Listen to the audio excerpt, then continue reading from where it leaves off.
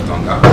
Et ce plateau de presse sera animé par différents journalistes et différents organes de presse de la place, notamment la RTNC avec Patrick Kakwat qui anime entretien à la RTNC. Dynamique, c'est avec VB Kabangi avec carte sur table. Wantanchi, c'est Charles Branson qui anime grande communication. Alors que RTIV, c'est avec José Mukendi, Carrefour d'analyse. RTCL va intervenir avec Tansia Kafat, j'espère bien, et Philly Sabanga avec 00243, Affaires nationales, Héritage, Eugène Kibwe avec la rencontre du public, du politique, excusez, et Kyondo avec Berthier qui anime aussi une émission politique à cette chaîne.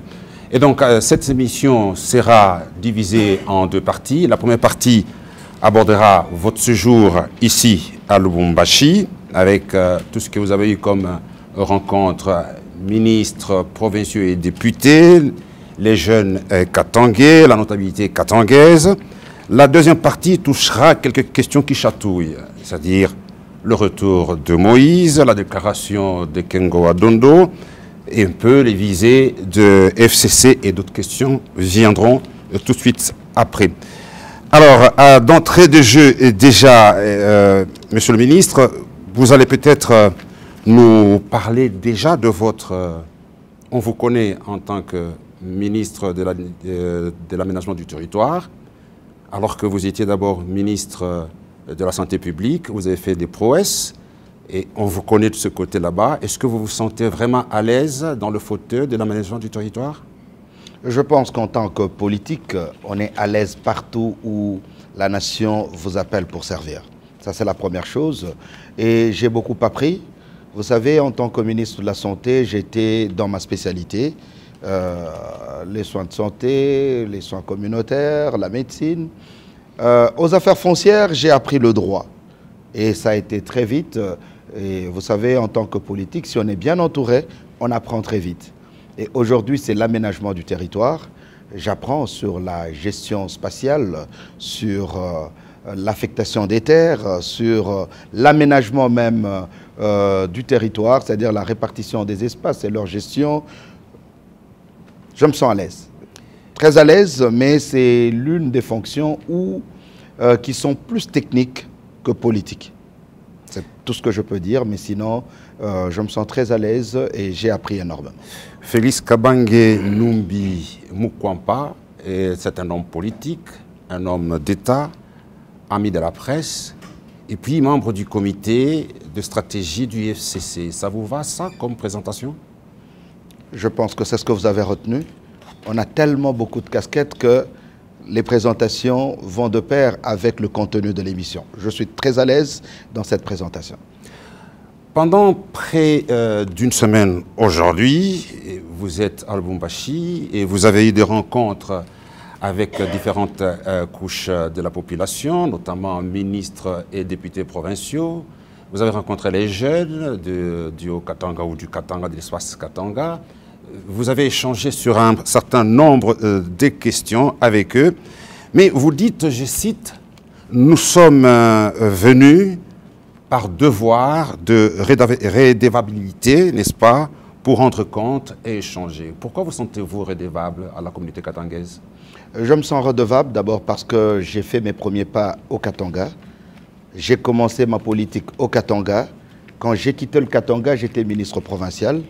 Et je suis allé pour être ministre national, puis membre du bureau politique de la majorité présidentielle et aujourd'hui membre du comité stratégique du FCC.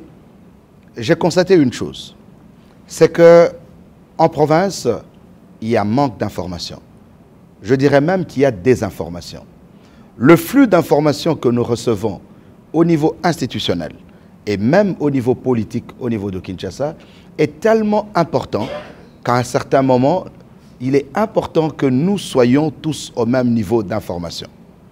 Et malheureusement, ce que nous constatons, qu'il s'agisse des chefs des partis politiques, qu'il s'agisse des chefs de regroupement ou d'autres organes politiques, il y a très peu de communication entre le sommet et le niveau intermédiaire qu'est la province. Et je l'ai constaté, même quand j'arrive à Lubumbashi et que je suis les débats au niveau de la télévision, je sens à un certain moment que les gens sont déterminés. Les gens ont la volonté, mais ils n'ont pas l'information correcte, au point que sur les médias, on commence même à faire la propagation des rumeurs. Voilà pourquoi je me suis dit, vu que depuis le mois de juin, il s'est passé énormément de choses sur la scène politique nationale, c'était de mon devoir de rentrer chez moi et d'échanger avec mes frères. À un certain moment, il y a eu même des réactions qui étaient contre nature, tout simplement parce que les gens n'avaient pas la vraie information. Et ça, je l'ai senti à l'issue de ma semaine politique à Lubumbashi. Je l'ai senti en échangeant avec certaines personnes qui même ont eu à faire des déclarations. Après avoir échangé avec elles, elles se rendent compte qu'on ne leur avait pas donné l'information correcte. Elles étaient en manque d'information, elles étaient désinformées et au bout du compte, je pense qu'ils ont fait leur choix. Et vous pensez que vous avez atteint votre cible? Personnellement, je pense. Et je suis satisfait de ce séjour parce que nous devrions échanger. J'ai échangé avec énormément de personnes, avec énormément de groupes, qu'il s'agisse des groupes sociaux, que des groupes politiques, de forces politiques et sociales. Et au bout du compte, je suis heureux et j'ai en moi le sentiment du devoir accompli, même si il reste encore beaucoup à faire, parce que la politique est dynamique et je pense, pour ma part, nous devons créer une sorte de courroie de transmission entre le niveau national et le niveau provincial. Nous devons créer des courroies de transmission entre les politiques au niveau national et les politiques au niveau provincial. Nous devons assurer des courroies de transmission et des passerelles entre les jeunes au niveau national et la jeunesse au niveau provincial. Ça veut dire que vous avez remarqué qu'il y avait un hiatus entre le niveau national et le niveau provincial. Vous êtes membre du comité de stratégie du FCC. Au Katanga, vous dites vous-même que vous êtes redevable. Dites-moi si votre mission vous conduisait dans le Bandundu, est-ce que vous allez vous sentir encore redevable? Pour la nation, oui. En tant que nationaliste, je pense que nous avons le devoir de pouvoir nous rendre partout où c'est important. Je vais vous donner un exemple. Le 20 août 2017, nous sommes à Kingakati. Le président de la République nous dit « Il y aura élection dans ce pays et vous devez vous préparer ». Je lance l'opération Cap vers les élections. 2 jours après, moi j'ai lancé l'opération Cap vers les élections. Ce n'était pas à Lubumbashi, ce n'était pas à Kamina, à Kolwezi ou à Kalemi, mais c'était à Kwamut dans le Bandundu, ce qui m'a coûté l'accident que j'ai connu le 22 août 2017. Donc ça veut dire tout simplement que je vais partout où le devoir m'appelle. Le devoir de redevabilité dans le cadre de la démocratie, c'est d'abord un devoir vis-à-vis de tous les citoyens. Et tous les citoyens sont égaux, quelles que soient leurs origines, quel que soit leur lieu où ils habitent. Patrick Akwat, entretien avec la RTNC, a une question pour vous. Justement, Félix Kabange Numbi Mukwampa, membre de la stratégie du Front pour le Congo. Front commun pour le Congo. Fallait-il sa présence dans le Haut-Katanga pour qu'on sente réellement une adhésion au choix opéré par le chef sur son dauphin, ou bien est-ce de la flatterie, ou bien, je ne sais pas, parce qu'il fallait que vous soyez là pour qu'on sente des messages des jeunes de l'espace katangais, des chefs coutumiers, tout ça. Ça devient compliqué. C'est pas vrai. Il ne faut pas dire qu'il fallait ma présence pour que on ait ces mouvements. Je l'ai dit le lundi au bâtiment du 30 juin. Je l'ai dit quand j'ai quitté le gouvernorat. Je pense qu'il y a eu un certain nombre de choses qui ont été faites au niveau de la ville de Lubumbashi. Je félicite encore une fois le gouverneur de province qui a parlé, qui a échangé avec les gens. Nous ne sommes venus qu'accompagner ce qui était déjà en train d'être fait au niveau de la ville de Lubumbashi, au niveau du Haut-Katanga. Mais j'aimerais dire, parce que tout à l'heure on parlait de l'hiatus, il y a aussi la façon de communiquer. J'aimerais vous dire, parce que je suis devant les médias de Lubumbashi sont chers, et même très chers. Si bien que ceux qui ont la volonté de communiquer ne parviennent pas à communiquer. Mais ceux qui sont boostés par une certaine opinion, par une certaine force politique, ils le font. Ça, c'est la première chose. La deuxième chose, je pense qu'il y a eu une erreur dans la communication et dans l'interprétation de la communication au niveau international. Peut-être il y a eu des jeunes comme le JICA, par exemple, avec qui j'ai eu 2 heures ou 3 heures d'entretien, où nous avons eu à échanger sur des questions divergentes, mais avec les autres groupes, moi je n'ai pas trouvé de divergence. Sauf qu'on a eu un problème dans l'opinion. Tout le monde parle au nom du Katanga. Lorsque quelqu'un prend un téléphone portable, il se filme lui-même, il fait une déclaration, on récupère dans les réseaux sociaux, et ceux qui ont les moyens, parce que c'est en leur faveur, ils les mettent sur certaines chaînes internationales ou dans certains médias en ligne. On dit c'est l'opinion du Katanga. Ce n'est pas vrai. Et lorsque l'opinion du Katanga est exprimée, c'est par milliers de gens qui entourent la personne qui s'exprime, c'est par dizaines de milliers des gens qui s'expriment. On a pensé à un certain moment que c'est normal. Nous savons que le choix du chef, nous le soutenons, mais on trouve que ce n'est pas important de pouvoir communiquer. Or, nous sommes dans le siècle de la communication. Peut-être que moi, j'ai boosté du côté communication. Certaines déclarations qui sont passées sont des déclarations qui existaient avant moi, qui sont passées sur une chaîne et que les autres n'ont pas vues. J'ai trouvé que c'était important. Je leur ai dit, est-ce qu'on ne peut pas la diffuser sur toutes les chaînes? Et vous l'avez vu sur toutes les chaînes.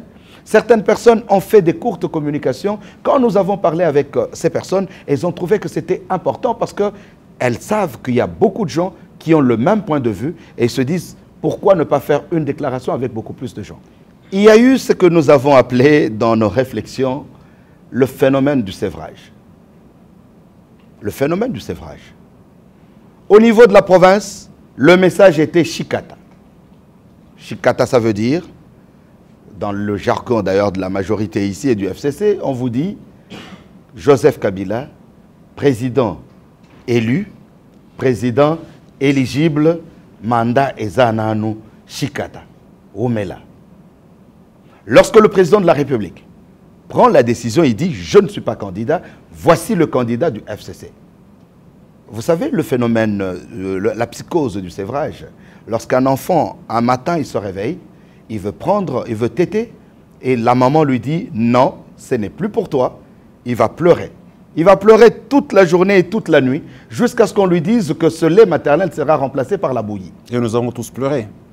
C'est normal, c'est normal. Et dans l'expression de la douleur, pour cet amour qu'on a pour cet homme que nous aimons tant, certains ont eu du mal à s'exprimer.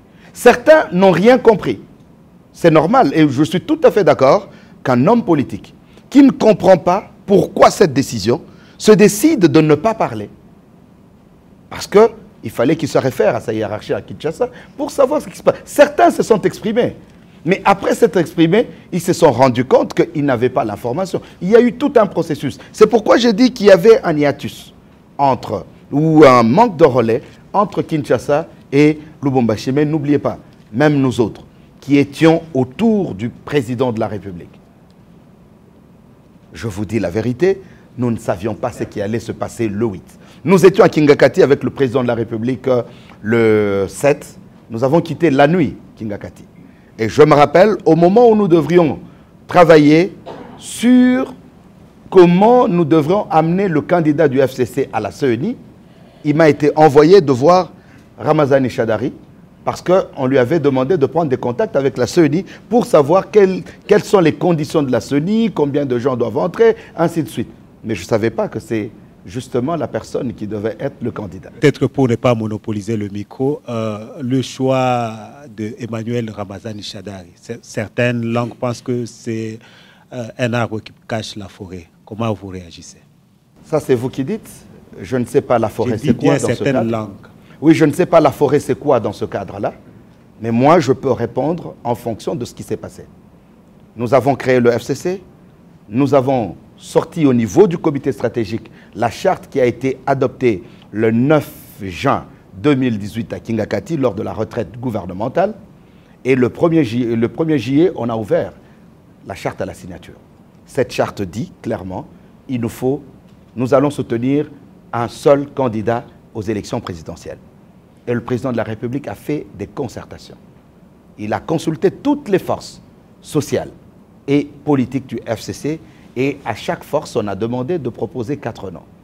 Mais le président de la République a donné un critérium de 11 noms. L'analyse personnelle que je fais, parce que je me rappelle, nous avons posé la question au président de la République, il y avait un critère qui manquait sur les 11. C'était le critère de loyauté. Parce que nous sommes au tournant de l'histoire. Nous avons besoin de quelqu'un, c'est vrai, il peut être loyal vis-à-vis du chef de l'État, mais qui est aussi loyal vis-à-vis de la famille politique. C'est un régime. Le président Joseph Kabila Kabange n'a pas régné seul.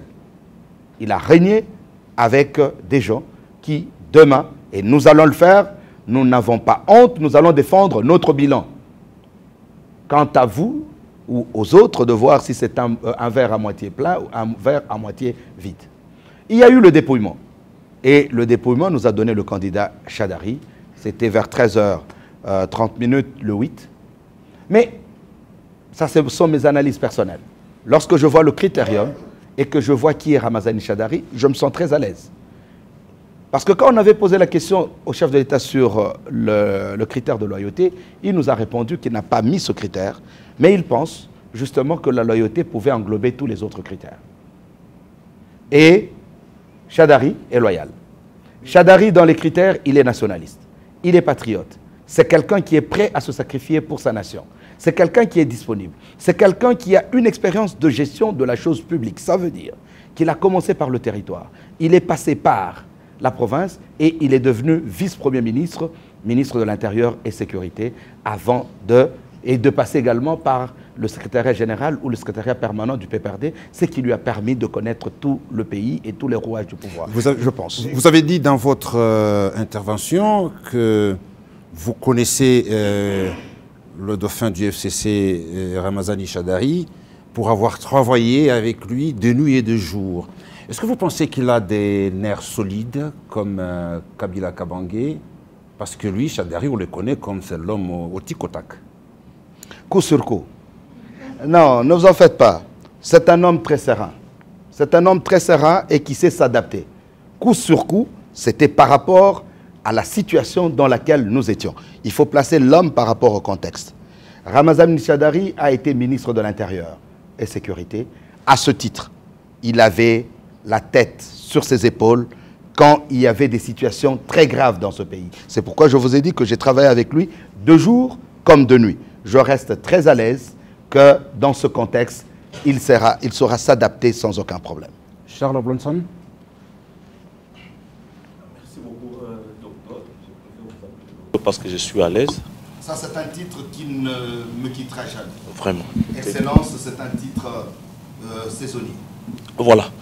Docteur, vous êtes à Lubumbashi. Vous avez dit que vous êtes venu chez vous, mais il y a un problème. Vous venez prêcher Emmanuel Ramazani Chadari comme candidat président de la République. Mais il y a un Katangé qui a postulé, Théodore Ngoï. Pourquoi est-ce que vous ne voulez pas les soutenir? 17 ans de vie, de gestion, avec comme président Joseph Kabila Kabange, c'est beaucoup, mais c'est peu par rapport aux 32 ans de l'Équateur. Pourquoi est-ce que vous soutenez Emmanuel Chadari au lieu de soutenir Théodore Ngoï? Est-ce que peut-on déjà dire... Oui, peut-on déjà dire que votre démarche ici à Lubumbashi est une trahison aux yeux des Katangais? Ça m'étonnerait qu'un Katangais, peut-être, un Katangais candidat ou qui voulait être candidat et qui ne l'est pas, peut parler de trahison. Mais je me sens très à l'aise par rapport à votre question. Je ne suis pas d'abord venu prêcher Ramazani Chadari, je suis venu parler de Joseph Kabila Kabange. C'est très important. Cet homme, il ne faudrait pas occulter ce qui vient de se passer.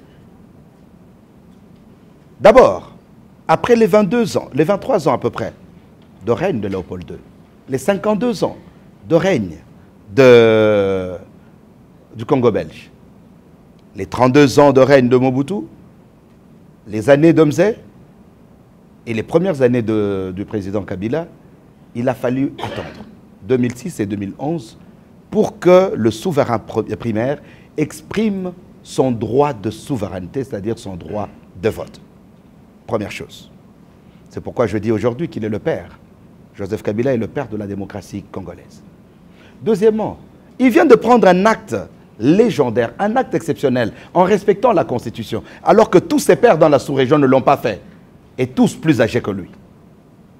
Donc, je suis venu dire à mes frères katangais d'abord que l'acte que le président de la République vient de faire ne peut pas être encensé, ne peut pas être mis en lumière par les autres. Nous ne devons pas passer sous silence. Ça, c'est la première chose. Et deuxièmement, le choix de Shadary, c'est le choix de la famille FCC. Troisièmement, pourquoi je ne parle pas de Théodore Ngoï et je parle de Ramazani Shadary? Je pense que nous avons deux postulats en politique. J'y reviendrai durant toutes les interventions que je ferai. Et je l'ai dit en arrivant à Kinshasa, à Lubumbashi plutôt. Il y a le postulat sociologique. Le postulat sociologique, je suis katangais, je suis venu pour parler avec mes frères. Le postulat politique voudrait qu'aujourd'hui nous avons une grande coalition politique qui s'appelle le FCC, qui a un candidat. Je ne vais pas aller vers mon frère parce qu'il est mon frère, je vais vers celui que nous tous nous avons choisi comme candidat. C'est ça la loyauté, c'est ça l'honnêteté. Première chose. Deuxième chose, le pasteur Théodore Ngoï, il n'est pas de ma famille politique.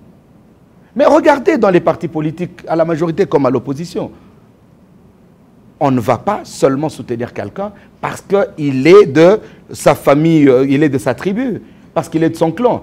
Et d'ailleurs, dans le fondement du FCC, lorsqu'on se retrouve le 12 avril 2012, dans la retraite initiale du gouvernement, lorsque le chef nous parle de sa passion pour le Congo, le chef nous a dit quelque chose de très important et qui nous a fait comprendre qui est Joseph Kabila Kabange. Nous devons oublier nos égos et voir le Congo dans son ensemble. Il nous a demandé de ne pas considérer nos tribus, nos clans, nos provinces, mais de voir le Congo dans son ensemble. Et d'ailleurs, à l'une des rencontres que nous avons eues avec lui, il a ajouté que lorsque vous vous présentez, dites « Je me nomme tel, je suis congolais, originaire de ». Mais nous, nous faisons toujours le contraire. Je suis katangais et tu termineras par je suis congolais. Ça perturbe les choses. Donc, je préfère vous dire que le Katanga a régné pendant 20 ans, à peu près, 21 ans, depuis Mzé, parce qu'il ne faut pas considérer seulement les 17 ans de Joseph Kabila Kabange. Nous sommes dans une famille politique avec 26 provinces. Et qu'il est important, je l'ai dit également à mes frères du Katanga, que si nous voulons être grands, rester présents et représentés, nous devons être ouverts envers les autres, nous devons être disciplinés et déterminés, nous devons fédérer les autres autour de nous, mais nous devons également savoir faire des concessions. Il est important, ces provinces, toutes ces provinces qui sont au sein du FCC, ne sont pas venues au FCC pour contempler le Katanga géré. Mais il est important aujourd'hui que nous avons un candidat président qui sera président demain et qui n'est pas du Katanga. Nous devons nous battre à ses côtés afin que nous puissions le faire gagner chez nous pour que nous soyons présents et représentés au sein de toutes les institutions dès la mise en place des institutions après les élections. Et nous allons y revenir, oui. Candidat du gouvernement, parce que c'est le gouvernement qui paye les frais d'émission. Toutes les missions qui descendent à l'intérieur sont payées par le gouvernement. Je suis venu avec une autorisation de sortie. Et je viens pour des raisons politiques, donc le gouvernement ne m'a donné aucun frais. Ça, c'est très important de le dire. Ramazani Shadary n'est pas un candidat du gouvernement, il est candidat d'une grande coalition politique qui s'appelle Front commun pour le Congo. Certes, qui est partie de l'initiative du gouvernement et aujourd'hui, tous ceux qui ont signé la charte du FCC, à ce jour, il y a 155 signataires et le gouvernement ne compte que 55 membres. Je vois que RTIV est en train de bouger un petit peu. José Moukindi, sûrement, il y a autre chose à rajouter. J'ai une question, monsieur le ministre. Vous êtes de la majorité présidentielle et membre du comité stratégique du FCC. Eh bien, le FCC est né. Vous n'avez pas peur de séquelles de trahison? Je parle évidemment en connaissance de cause, avec notamment la création du G7 à l'époque. Vous vous rappelez? Le FCC aujourd'hui est né il n'y a pas longtemps. Dans votre discipline, vous avez dit que vous avez l'obligation de soutenir le candidat du FCC. Nous avons vu le professeur Kinké Moulumba, qui est également avec vous au sein du FCC. Il est connu avec son slogan célèbre ou sa plateforme qu'il a créée, Kabila Désir. Aujourd'hui, il se présente comme candidat président de la République. N'avez-vous pas peur d'autres conséquences au fur et à mesure qu'on évolue? Parce qu'il y a également Léon Lebitring qui a montré sa face au regard du dauphin présenté par le FCC. Merci beaucoup, c'est une question très importante. D'abord, est-ce qu'on a peur? Est-ce qu'on a peur des trahisons? La trahison est dans l'homme congolais. La trahison est dans l'homme congolais. Mais ce n'est pas parce qu'une personne va trahir que nous n'allons pas avancer avec le FCC. Le G7 a quitté le bateau, mais nous avons continué. Et aujourd'hui, vous savez où ils sont. Et nous avons continué à être forts. Hier, majorité présidentielle, aujourd'hui, FCC. Le professeur Trifon Kinké Moulumba, qui est un ami personnel, la veille de la signature de la charte, c'était donc le 30 juin, j'ai eu un entretien de près de 40 minutes entre minuit et 1h du matin avec le professeur Trifon Kinké Moulumba. Et on avait échangé sur ces inquiétudes. Le lendemain, avant la signature, la première cérémonie de signature, nous avons eu une réunion du bureau politique de la majorité présidentielle. Il a exprimé ses inquiétudes. Je préfère ne pas en parler ici, peut-être qu'on en parlera un jour sous d'autres cieux. Il a présenté ses inquiétudes, ses frustrations par rapport à certains adhérents au FCC. Ce qui est contraire justement à l'esprit du FCC, parce que l'esprit du FCC, c'est le Congo d'abord, le Congo ensuite, et enfin le Congo. Nous oublions ce que nous étions hier. Si hier j'ai tenu des propos injurieux vis-à-vis de telle ou de telle autre personne, nous oublions cela parce que l'intérêt du Congo est plus important que nos intérêts personnels, que nos frustrations individuelles. Mais nous avons compris que malgré toutes les explications que nous avons données au professeur Trifon Kinké Moulumba, pour des raisons personnelles, il n'a pas accepté que certaines personnes soient avec nous alors que le FCC était ouvert à toutes les forces en présence. C'est fort de ça qu'à titre personnel, il s'est retiré. Et vous avez suivi le tweet qu'il a fait immédiatement après le choix de Chadari.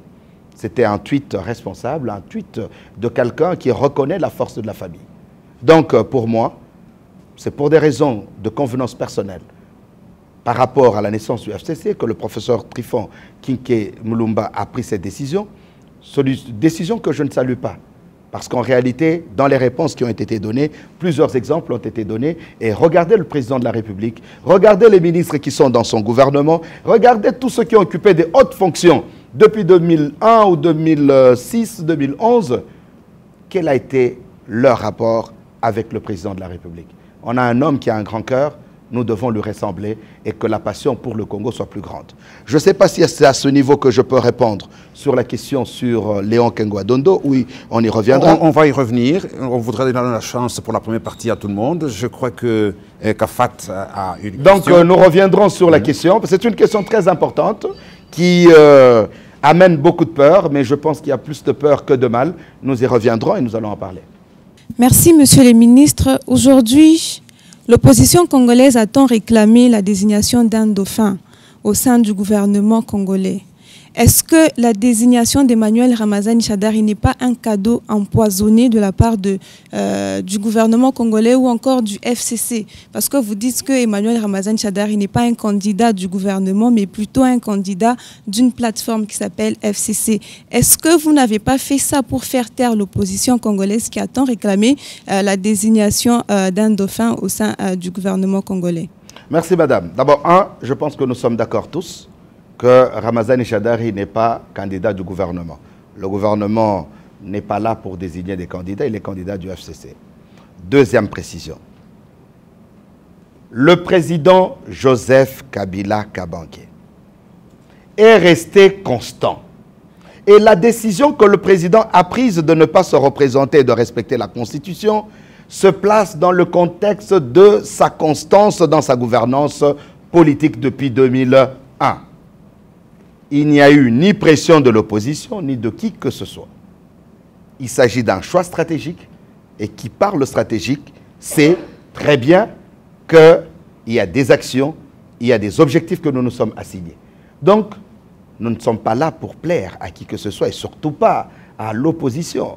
Nous avons un candidat de référence, un candidat dont nous sommes sûrs qu'il va gagner. Je le dis et je le redis, qu'il va gagner les élections. Donc, il n'y a pas à plaire qui que ce soit. La décision du président de la République ne vient d'aucune pression. Le choix de Ramazani Shadari découle d'un processus interne au sein du Front commun pour le Congo. Et je peux vous rassurer que c'est notre candidat. Nous l'assumons. Nous l'aimons, nous allons le soutenir et nous le porterons à la magistrature. Est-ce qu'aujourd'hui, vous pouvez nous confirmer que Emmanuel Ramazani Shadari n'était pas connu d'avance en tant que dauphin? Je m'explique. À l'époque, il a été ministre de l'Intérieur et subitement, il a été balancé au sein du secrétariat permanent du PPRD. Est-ce que ce n'était pas une stratégie du gouvernement national de le préparer petit à petit afin qu'il soit dauphin aujourd'hui? Est-ce que la majorité ne savait pas que ça devrait se passer comme ça ou c'est aussi une surprise pour vous? Ceux qui méritent d'être éclaircis. Il n'y a pas eu de stratégie du gouvernement. C'est le FCC qui est dans son processus. Nous, en tant que FCC, en tant que majorité, personne ne savait même pas qui serait dauphin. Et d'ailleurs, je peux même vous rassurer que nous avons demandé à Joseph Kabila Kabange de pouvoir se représenter. Parce que dans tous les débats qui ont eu lieu, nous pensions qu'il avait encore la possibilité de se représenter. Emmanuel Ramazani Shadari, lui-même d'abord, n'a jamais su qui serait candidat. La preuve est que quand on présentait les candidats dauphins, avez-vous entendu une seule fois le nom de Ramazani Shadari être cité? Parce que jusqu'à la dernière minute, il n'a jamais cherché à être dauphin, il n'a jamais soutenu ces histoires de dauphinat. Ou bien vous étiez très fort pour garder le secret? Le chef, c'est sa stratégie. C'est sa stratégie. Parce que je vous dis que nous étions même en réunion jusqu'au 7 août. Au soir, personne, ni même Ramazani Shadari, ne savait. Mais l'homme qui est un fin stratège militaire qu'il est, il a bien préparé les personnes sur qui il avait des visées. Lorsque Emmanuel Ramazani Shadari, madame, vous êtes de la presse, lorsqu'il y a un remaniement qui sort du gouvernement, un seul ministre, un vice-premier ministre, qu'est-ce que vous n'avez pas dit dans la presse? Qu'est-ce que même certaines personnes proches de la majorité n'ont pas distillé pour dire les erreurs que Ramazani Shadari aurait commis, alors que c'était de la volonté seule du chef de l'État? Quand il a quitté, il n'a pas été directement secrétaire permanent. Il a passé quelques jours dans le silence, assis chez lui à la maison, dans le silence, mais il a accepté cette décision parce que c'est le président Joseph Kabila Kabange qui avait pris cette décision dans son pouvoir discrétionnaire. Je peux dire oui, le président Joseph Kabila Kabange savait et préparait ces gens, tout comme il prépare chaque personne parce qu'il nous connaît tous. Mais nous tous, s'il m'était demandé de faire des propositions ou de faire des supputations sur les candidats dauphins, je pouvais t'en citer 4 ou 5 qui étaient en vue. Je n'aurais jamais cité Ramazani Shadari. C'est pour te dire, pour vous dire, madame, que ce n'était connu par personne, ni au Congo, ni en international. Parce que les chancelleries internationales ont continué jusque le 8 à 13 h, alors que la réunion, le président venait déjà d'annoncer, dans la réunion avec les chefs de regroupement, que c'est Shadari qui est cité, les informations filtraient, mais les gens continuaient à nous appeler pour dire si nous pouvons confirmer que c'est Shadari. Donc, c'est un fin stratège. Personne ne le savait, madame. 0243, affaires nationales. Monsieur le ministre, vous avez affirmé quelque chose qui m'a beaucoup surpris. Vous tous qui entourez le chef, vous vouliez qu'il se représente. Selon vous, parce que la Constitution lui donnait encore une opportunité. Et après qu'il a désigné un dauphin, vous dites que c'est un homme de parole, il a respecté la Constitution. Puis-je savoir de quelle Constitution s'agit-il? La même qui lui donnait l'opportunité de se représenter ou une autre Constitution? Merci beaucoup. Nous sommes en politique. Et je préfère vous dire qu'en politique, Nous sommes dans l'art de conquérir le pouvoir. Une fois qu'on l'a conquis, nous devons le préserver le plus longtemps possible. Je dois vous dire que l'homme qui symbolise notre régime aujourd'hui, et je n'ai pas honte de le dire devant cette caméra, il s'appelle Joseph Kabila Kabange. Le moment ne s'y prête pas encore, parce qu'il y a certaines personnes qui vont ouvrir leur bouche et qui vont parler. Nous reviendrons pour vous dire que certaines personnes qui, hier et après-demain, vont parler, ont eu un raisonnement plus rude que celui que moi je porte. Nous devons savoir assumer. La constitution que nous avons, même quand vous interrogez les constitutionnalistes, présente des failles. Présente des failles qui pouvaient permettre au président de la République de se représenter. Première hypothèse. Deuxième hypothèse, le forcing est aussi une hypothèse. Le référendum est aussi une hypothèse parce que c'est constitutionnel. Donc il a l'opportunité de se présenter, mais il ne se présente pas, donc il a peur. Justement, je ne sais pas comment vous pouvez... Ça, c'est un syllogisme véreux. Il a l'opportunité de se représenter, mais c'est un homme de parole. Il ne veut pas qu'on change des textes. Et il dit parce qu'il avait donné sa parole d'officier. Oui, mais qu'on change quel texte? Les textes qui lui donnent l'opportunité de se présenter ou un autre texte? Quel texte il a respecté? Nous sommes sur la Constitution du 18 février. Ce texte qui prévoit 2 mandats et ce texte qui a été amendé, comme vous le savez. Cette Constitution qui, à son article 5, reconnaît le rôle du souverain primaire. Je vous dis, monsieur le journaliste, que depuis 2013, nous avions la possibilité d'aller au référendum. Si nous n'avons pas fait ce référendum, c'est parce que l'homme savait qu'il allait respecter cette constitution et qu'il ne voulait pas que nous allions au référendum. Sinon, on l'aurait fait. Je préfère le dire.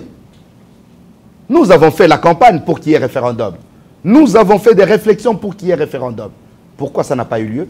Parce que Joseph Kabila Kabange savait que lui avait donné sa parole au peuple congolais qui respecterait sa constitution, alors que, en faisant le référendum, c'est toujours la constitution qui est respectée. On ne l'a pas fait, et il n'a pas fait de forcing, il a décidé de respecter cette constitution.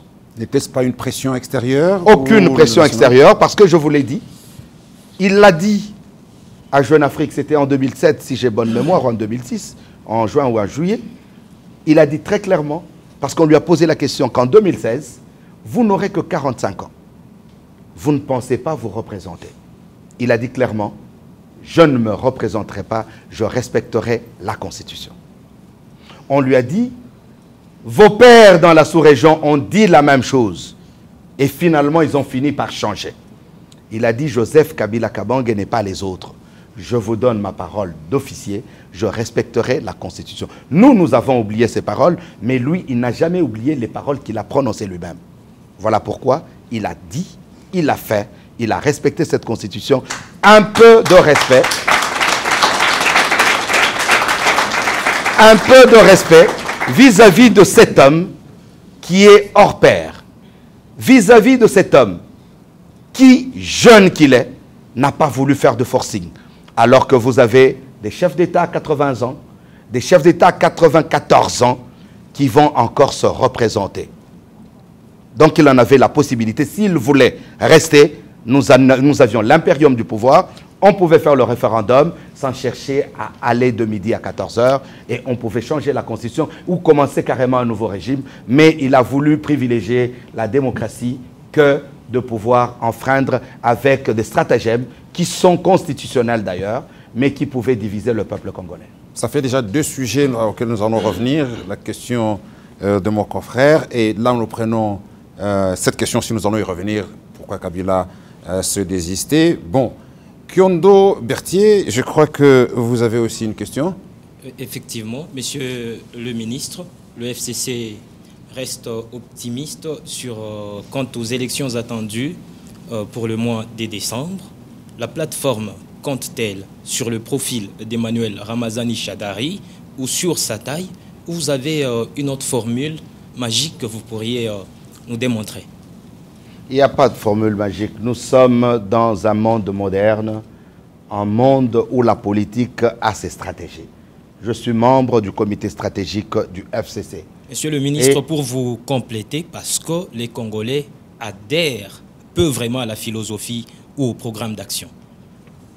Je pense que je vous ai dit que nous avons des stratégies. Lorsque on fait une campagne présidentielle, on ne le fait pas au hasard. On tient compte de tous les paramètres. Et nous avons ces paramètres. Faites très attention, il ne faut pas sous-estimer le peuple congolais. Pour dire que le peuple congolais adhère peu au programme. Nous sommes un peuple mûr, bientôt 60 ans d'indépendance. Nous devons faire des efforts pour faire comprendre au peuple congolais qu'un président de la République est élu sur base d'un programme du gouvernement cohérent et réaliste et non pas sur des bases tribales.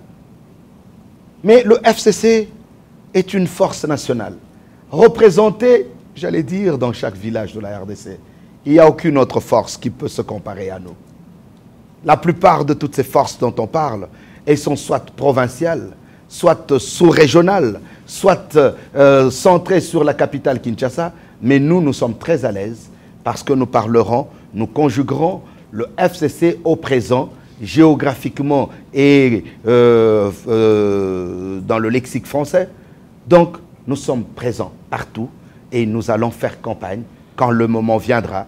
Je préfère vous dire que nous sommes sûrs de nos armes, nous sommes sûrs de nos atouts et nous sommes sûrs de nos stratégies. Voilà pourquoi. Carte sur table, dynamique, VB. Monsieur le ministre, votre famille politique a des stratégies à chaque moment chaud de la politique, c'est-à-dire à chaque période préélectorale. En 2006, vous avez créé l'Alliance de la majorité présidentielle. En 2011, la majorité présidentielle. Et aujourd'hui, vous avez créé les FCC qui, même si vous ne voulez pas l'accepter, c'est une initiative de ceux qui avaient les pouvoirs, c'est-à-dire le gouvernement. Où est la place? Quelle est la place que vous donnez aujourd'hui à la majorité présidentielle? Je vous ai entendu, vous avez parlé, vous avez dit hier la majorité présidentielle, aujourd'hui le FCC. Est-ce que cela signifie qu'aujourd'hui la majorité présidentielle, c'est une structure qui n'a plus d'importance par rapport au combat politique? Et si c'est vrai, pourquoi ne pas l'enterrer et mobiliser les énergies qui sont dedans vers les FCC pour converger votre combat? Bonne question, c'est un débat que nous avons eu au sein du FCC. Ce débat ne concerne même pas seulement la majorité présidentielle, mais ça concerne toutes les forces en présence. Le gouvernement dont il est question ici, il s'agit d'un gouvernement issu de l'accord de la Saint-Sylvestre qui fait suite à l'accord du 18 octobre. Donc, il y a plusieurs composantes au sein de ce gouvernement.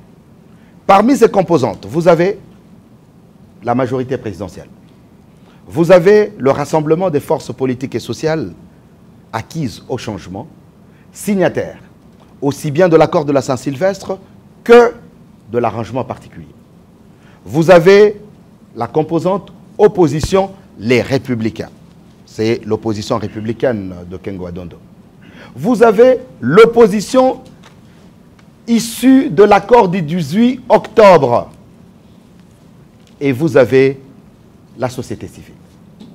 Donc, ce gouvernement que vous dites, le FCC, l'émanation du gouvernement, mais c'est un gouvernement multifacette, où nous avons, d'une part, la majorité présidentielle, où nous avons l'opposition et où nous avons la société civile. Le débat, au moment où nous étions en train de rédiger la charte, a été houleux. Est-ce qu'il y a une sorte de phagocytose des autres composantes par la majorité? Parce que le gouvernement qui venait avant, c'était un gouvernement issu de la majorité parlementaire, et beaucoup plus la majorité de la majorité présidentielle. Mais la réponse se trouve dans la charte.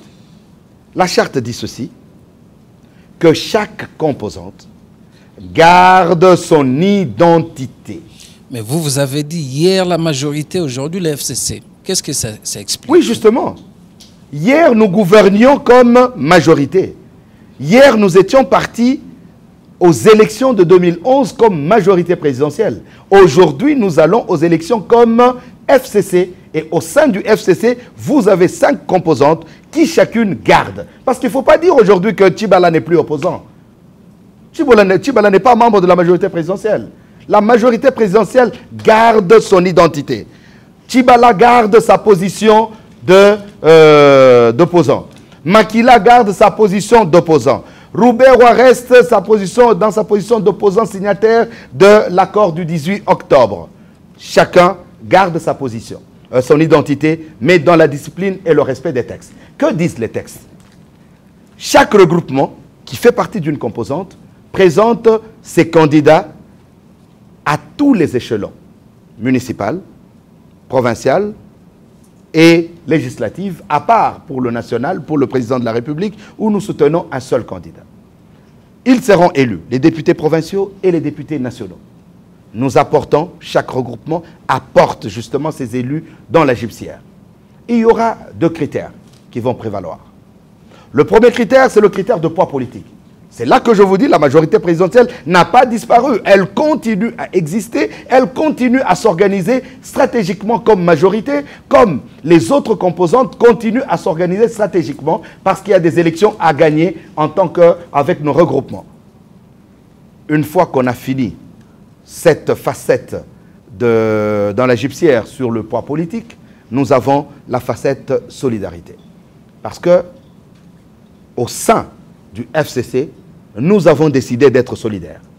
Avant, pendant et après les élections. Donc, quand il s'agira de répartition des postes, nous n'allons pas considérer seulement que la majorité a eu le plus de voix.